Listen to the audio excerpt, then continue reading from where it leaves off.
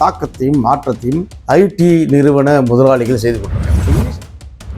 Initial லெவலில் கேட்டகரியில் ஒரு நபருடைய சம்பளத்தை 4 பேர் வைப்பாங்க. காஸ்ட் கட்டிங் என்ற வகையில் பண்ணிட்டு இருந்தாங்க.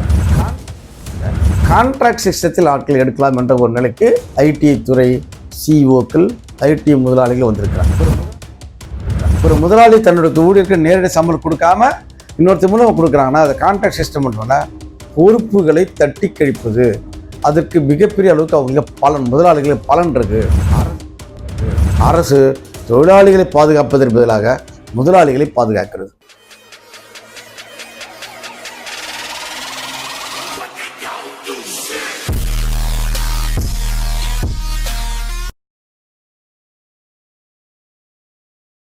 அனைவருக்கும் வணக்கம். நான் உங்கள் டிஜி சங்கர்.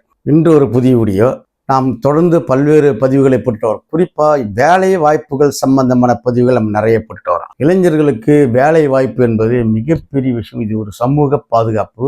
ILO கூட டீசன்ட் ஜாப் டீசன்ட் சேலரி என்பதை உறுதி செய்கிறது. அந்த வகையில் இன்றைய ஒரு வீடியோ வேலை வாய்ப்பு சம்பந்தமாக TCS கம்பெனிகள் சென்ற வாரம் ஒரு ஆட்குறைப்பு நடவடிக்கை, அதை ஒட்டி கான்ட்ராக்ட் சிஸ்டத்துக்கு போற நடவடிக்கை என்று அறிவித்திருப்பது தொடர்பான ஒரு காணொலி வீடியோ. வாங்க நமது வீடியோ சேனலை தொடர்ந்து பார்த்து கொண்டிருக்கிற நண்பர்களுக்கு வேண்டுகோள், சப்ஸ்கிரைப் பண்ணுங்க, ஷேர் பண்ணுங்க, லைக் பண்ணுங்க, குறிப்பாக கமெண்ட் பண்ணுங்க என்று உங்களை கேட்டுக்கொள்கிறேன். ஏன்னா இது ஒரு சோஷியல் அவேர்னஸ் சேனல். வாங்க வீடியோக்குள்ள போகலாம். லாஸ்ட் வீக் TCS என்பது ஒரு மென்பொருள் மூலம் ஐடி இண்டஸ்ட்ரி, USA UK அதிகமாக அங்கிருந்து வேலையை எடுத்து செய்கின்ற ஒரு ஐடி நிறுவனம். BPO மாதிரி என்னன்னா ஒரு மற்ற ஐடி நிறுவனங்களோட இன்ஃபோசிஸ் TCS என்பது ஒரு பாதுகாப்பானதாக உணரப்பட்ட ஒரு விஷயம். சேலரி, நல்ல சேலரி, பல்வேறு அம்சங்கள் அதில் இருக்கு. கூடுதலான வேலை நேரம் 10 மணி நேரம் 12 மணி நேரம் வேலை நேரங்கள் இருந்தாலும் கூட அது ஒரு செக்யூர்டு ஜாபு, ஒரு நல்ல நிறுவனம் என்று சொல்லக்கூடிய அளவுக்கு தான் அந்த TCS நிறுவனமும் இன்ஃபோசிஸ் நிறுவனமும் காக்னிசன்ட் இது மாதிரி ஒரு 3 நாள் மட்டும்தான் ஐடி துறையில் ரொம்ப ஒரு பாதுகாப்பான வேலை பாதுகாப்பு கொண்ட ஒரு நிறுவனமாக இருந்தது. இப்போ அதுலேயும் ஒரு மிகப்பெரிய தாக்கத்தையும் மாற்றத்தையும் ஐடி நிறுவன முதலாளிகள் செய்து கொண்டிருக்காங்க. அதுக்கு என்ன காரணம் என்பதை பார்க்க போறேன். இப்போ போன வாரம் என்ன பண்ணாங்கன்னா, TCS நிறுவனம் தன்னிடமுள்ள மொத்த தொழிலாளிகளில் 2% ஆஃப் த எம்ப்ளாயிஸை வேலையை விட்டு நிறுத்துகிறோம், எடுக்கிறோம் என்று அறிவித்திருக்கிறாங்க. அப்படின்னா 12,000 பேரை வேலையை விட்டு தூக்க போறோம் என்று அறிவிப்பை கொடுத்திருக்கிறாங்க. கொடுத்தது மட்டுமல்ல, பொதுவாக என்ன பண்ணாங்கன்னா highly paid salary 2.5 lakhs 3 lakhs 4 lakhs வாங்குறவங்கள இந்த மாதிரி அனுப்பிச்சுட்டு கீழே என்ன பண்ணுவாங்கன்னா, இனிஷியல் லெவல்ல கேட்டகரியில் ஒரு நபருடைய சம்பளத்தை 4 பேர் வைப்பாங்க. காஸ்ட் கட்டிங் என்ற வகையில் பண்ணிட்டு இருந்தாங்க ஐடி நிறுவன முதலாளிகள். இப்போ என்ன பண்றாங்கன்னா, அதையும் தாண்டி வேற வகையை வராங்க. ஒரு 12,000 பேரை எடுத்துட்டு அந்த இடத்தில் ஒப்பந்த முறையில் ஆட்களை எடுக்கலாம், கான்ட்ராக்ட் சிஸ்டத்தில் ஆட்களை எடுக்கலாம் என்ற ஒரு நிலைக்கு ஐடி துறை சிஇஓக்கள் ஐடி முதலாளிகள் வந்திருக்கிறாங்க. ஏன் கேட்ட, இது ஒரு காஸ்ட் கட்டிங், செலவினங்களை குறைப்பது, பொறுப்புகளை இன்னொருடன் தள்ளி விடுவது என்று பல காரணங்கள் சொல்றாங்க. அப்படின்ற பொழுது என்ன பண்றாங்கன்னா, ஏற்கனவே அவங்க ரெக்ரூட் பண்ணுகின்ற பொழுது நேரடியாக இன்டர்வியூ வைப்பாங்க, டெஸ்ட் வைப்பாங்க, 1 2 3 ரவுண்ட்ல வைப்பாங்க. அதுக்கப்புறம் தான் வேலைக்கு ஆட்களை பணியமர்த்துவார்கள். இப்போ அவங்க என்ன பண்றாங்கன்னா, அந்த வேலை அந்த HR டிபார்ட்மெண்ட், TCSோட HR டிபார்ட்மெண்ட் அந்த வேலையே செய்யாது. அதற்கு பதிலாக வெளி நிறுவனம் USA பேஸ்டு பேண்டூன் சர்வீஸ் என்ற USA பேஸ்டு கம்பெனி கிட்ட அந்த பொறுப்பை படிச்சிருவாங்க. அவங்களே ஆட்களை தேர்வு பண்ணுவாங்க. தேர்வு செய்த ஆட்களை அவங்களே பணியமர்த்துவாங்க. சம்பளம் என்ன என்பதை TCS நிறுவனம் அந்த பேண்டூன் சர்வீஸுக்கு கொடுத்துருவாங்க. பேண்டூன் சர்வீஸ் இவங்களுக்கு சம்பளத்தை கொடுப்பாங்க. நேரடியாக சம்பளத்தை TCS ஊழியருக்கு கொடுத்தது போக இப்போ தேர்ட் பார்ட்டி ஏஜென்சி மூலமா கொடுக்கலாம் என்று ஒரு ஏற்பாட்டுக்கு வந்துக்கிறாங்க. இது என்ன அர்த்தம்னா, இதுதான் கான்ட்ராக்ட் சிஸ்டம். ஒரு முதலாளி தன்னுடைய ஊழியருக்கு நேரடி சம்பளம் கொடுக்காம இன்னொருத்தர் மூலம் கொடுக்குறாங்கன்னா அதை கான்ட்ராக்ட் சிஸ்டம் பண்ணுவோம்னா பொறுப்புகளை தட்டி கழிப்பது, அதற்கு மிகப்பெரிய அளவுக்கு அவங்களுக்கு முதலாளிகளுக்கு பலன் இருக்கு, அந்த நிறுவனத்திற்கு பலன் இருக்கிறது என்று பொருள். இப்போ ஹையர் அண்ட் ஃபயர், இப்பவே தனியார் நிறுவனத்தில் நேரடியாக வேலை செய்யும் நிறுவனத்திலேயே ஒரே நாளில் செட்டில் பண்ணி அனுப்பிச்சிடலாம். ஒரே நாளில் பணத்தை செட்டில் பண்ணி அனுப்பிச்சிட முடியும். யாருக்கு? அந்த தொழிலாளிக்கு. இப்போ அவுட் சோர்சிங் கொடுக்குறாங்க, கான்ட்ராக்ட்ல கொடுக்குறாங்கன்னா கான்ட்ராக்ட் முதலாளியானவர் ஒரு உதாரணத்துக்கு 1 லட்சம் ரூபாய் சம்பளத்துக்கு ஒருத்தர் நியமிக்கிறாரு.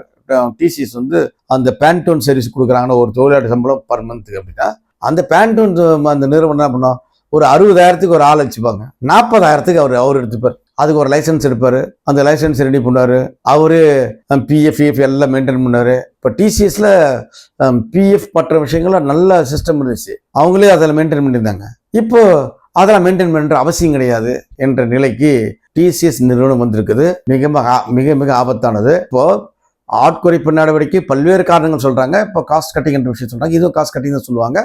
எஜுமேட்டிக் என்ற ஒரு கம்பெனி கோயம்புத்தூர் ஆர்எஸ் பக்கத்தில் இருந்தது. அதுவும் யூஎஸ்ஏ பேஸ்ட் ஒரு பிபிஓ.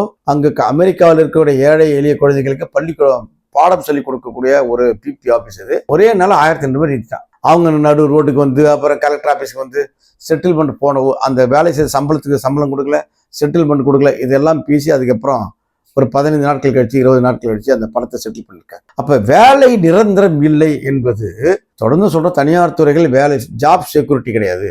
எந்த நேரம் வேலையை விட்டு தூக்கிடுவாங்க அப்படின்னு. லேபர் லாஸ் இந்த ஐடி நிறுவனங்களுக்கு பொருந்தாது.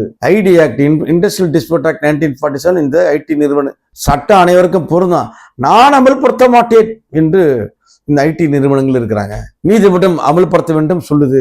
அதையெல்லாம் காதில் வாங்கி கொள்ளாமல் அந்த நிறுவனங்கள் ஐடி நிறுவனங்கள் ஐடி ஆக்ட் பண்றதே கிடையாது. இப்ப ஐடி ஆக்ட் இருந்தால் இந்த தொழிலாளிகளை, இந்த 12,000 தொழிலாளிகளை பாதுகாத்திருக்க முடியாது. ஐடி ஆக்ட் அங்க அமல்படுத்தினாங்கன்னா தொழிற்சங்க வலிமையாக இருந்தால் அது கேள்வி கேட்டு கூட வேலையை விட்டு எடுத்திருக்க முடியாது. ஒரே ஸ்டோக்ல 12,000 பேர் எடுத்துருவேன், ஒரே ஸ்டோக்ல 50,000 பேர் வேலைக்கு தூக்கிடுவேன் நான் என்ற நிலை என்பது மிக மிக ஆபத்தானது.